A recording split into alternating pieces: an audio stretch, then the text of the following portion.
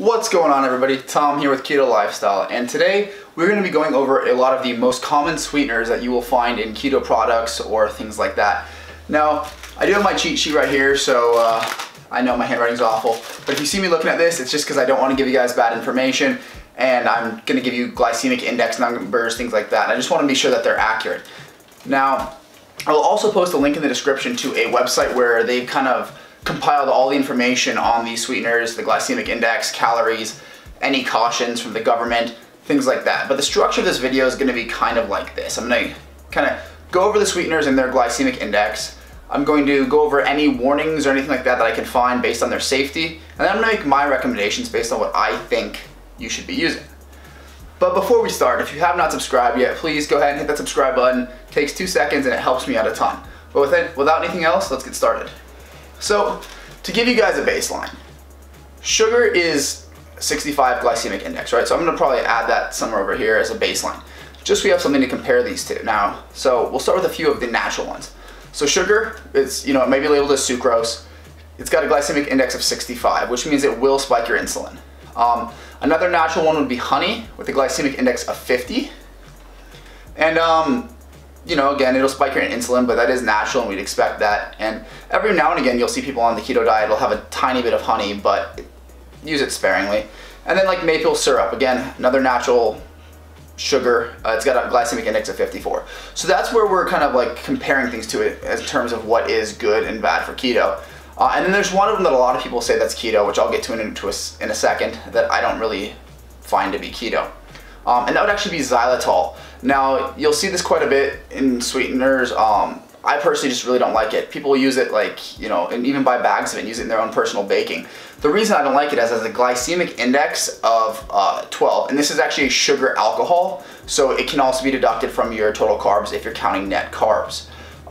So xylitol is a 12. Now, that's not super high, not super low, but it will spike your insulin. And why would you use that compared to something like erythritol, which has a glycemic index of 1? And again, it's a sugar alcohol. You may see it branded as Swerve, or you can just find it labeled as erythritol at the store. Next thing on my list is Inulin, another one that's a glycemic index of 1, and that is actually a sugar fiber. So that could be one that you may be interested in. Stevia, we're all familiar with. That is actually a glycemic index of 0, so that should be one of the things that you are commonly using. It is a natural sweetener. You can actually buy stevia leaves. I have a buddy of mine who actually just puts stevia leaves in his tea when he's making tea. But make sure you're buying the liquid stevia, because I found that the stevia packets that you buy, or sometimes powdered stevia, is actually like cut with dextrose, which actually dextrose has a glycemic index of 100. So that's definitely going to spike your insulin. Even though it might be a trace amount, I wouldn't risk it. I'd go ahead and get the liquid stevia. Next thing on my list is Aspartame potassium. I may be saying that wrong. ACE-K is kind of how it's commonly known. Again, glycemic index of 0, but is an artificial sweetener, and it's not natural in any way. It's chemically made. Then we have aspartame. Everybody knows about aspartame. Again, glycemic index of 0. Artificial sweetener classification.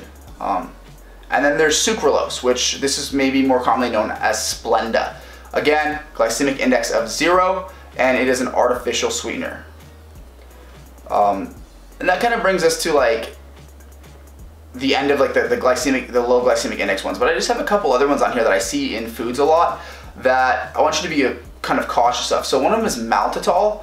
It has a glycemic index of 35, and I've been seeing that in like Atkins bars and things like that, and that's just not keto. I mean, that's halfway to sugar, and that's definitely going to spike your insulin, so I'd really be careful with that kind of stuff. Another one is Maltodextrin. Usually this is just in very trace amounts. Sometimes I've even seen it in medication, and that's got a glycemic index of anywhere from 85 to 105, which is actually higher than sugar. So that's going to massively spike your insulin, so seriously stay away from that. But now that we've gone over kind of just a list of sugars and where they rank on the glycemic index, as well as kind of like what classification they are, I kind of want to go through and talk about like their safety. Now, this does not come from me personally.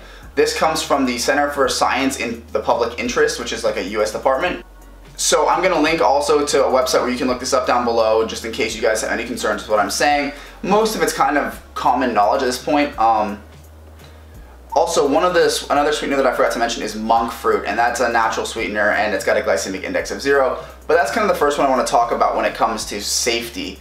A lot of places kind of have a caution on this one when you're looking at if it's safe or not. And the reason there's a caution is because there's just a lack of study. It's too new.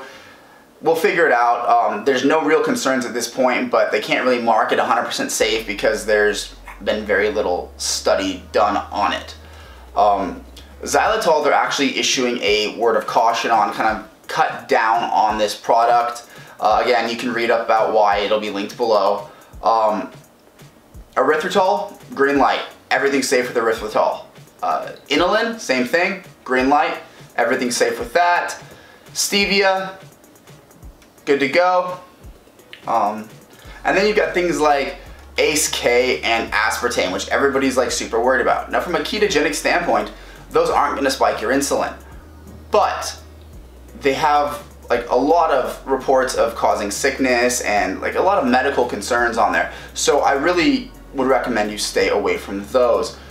Same thing with sucralose, and I actually do know the reason for sucralose, and that's because it actually will cut down a lot of your gut bacteria, so it messes with your digestive tract, and that's, amongst other reasons, that's one reason that a lot of people should stay away from it. Maltitol, although you should not be using it because it will spike your insulin, we're going to go ahead and call that safe-ish. There isn't anything that says stay away from it, but it's not really marked safe yet either. Maltodextrin is safe, and so is Dextrose, but again, those two you should be staying away from because they will spike your insulin. So this kind of brings me to my recommendation section here, and it's pretty much based on what is not going to spike your insulin and what is safe. So if you've kind of been paying your attention, you can take your estimates here. But what I'm going to call safe and good for you to use is things like monk fruit. Again, the glycemic index of 0, it is completely natural, and the only reason there's any cautionary advice on it is because there's a lack of study on it. But so far, nothing bad has been reported. Again, if that changes, I'll update you guys, but so far monk fruit looks to be good to go. Erythritol, one of my favorites. It does have kind of a cooling taste in your mouth, but I love it. It's got a glycemic index of 1. It is a sugar alcohol, and you might find it under the name Swerve or just erythritol. Again, totally safe, marked, cleared. Stevia, one of my best recommendations as long as you're using the liquid form, because the powdered form can be cut with dextrose. So just be cautious of that. And those are kind of the 3 that I would stick with if I were you guys. I mean, you got monk fruit, erythritol, and stevia. Anything else is kind of pushing it. And again, some of those things are not going to mess with you ketogenically, like aspartame and ACE-K. From a ketogenic standpoint, like if we're sitting here from a purely ketogenic standpoint, they're fine. But I don't want to give you guys the idea that I think that they're completely good and you should be using them all the time. Now that being said, those are the main sweeteners in diet soda, and I myself drink diet soda, and I probably will do a video one of these days on me, you know, chugging a bunch of Diet Coke and testing my ketones before and after, just to prove to you guys that it won't mess with your ketosis. But whatever those sweeteners do to your insides is kind of, you know, on you, and I don't want to recommend something to you guys that could potentially be unsafe. But with that, I'm going to go ahead and close out the video. If you guys have any questions, comments about this, did I leave out a sweetener that you guys use and you want me to kind of do some research on it, leave that in the comment section. And if you have not subscribed yet, please feel free to do so. And you know what? If you know somebody who's kind of curious about this, go ahead and share them with this video too. That definitely helps me out. But with that, I'll see you guys in the next one.